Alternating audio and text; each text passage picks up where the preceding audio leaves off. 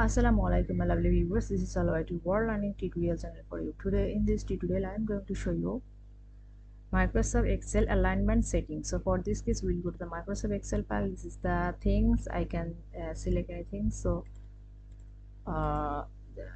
this is the thing and alignment. This is the alignment. See, horizontal things, justify.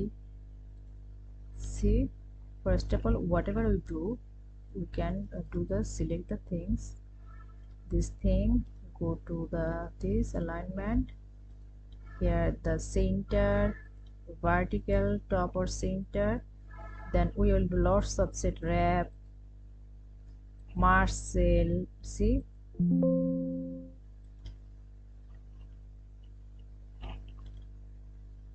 we will do the one column, then we will not face any kinds of problem.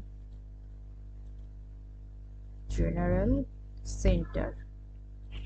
See, in this way we can do these things. From the also here we can this, we can get the things also directly here. See, and here this is the also alignments, we can set the things. So thank you so much for watching this video.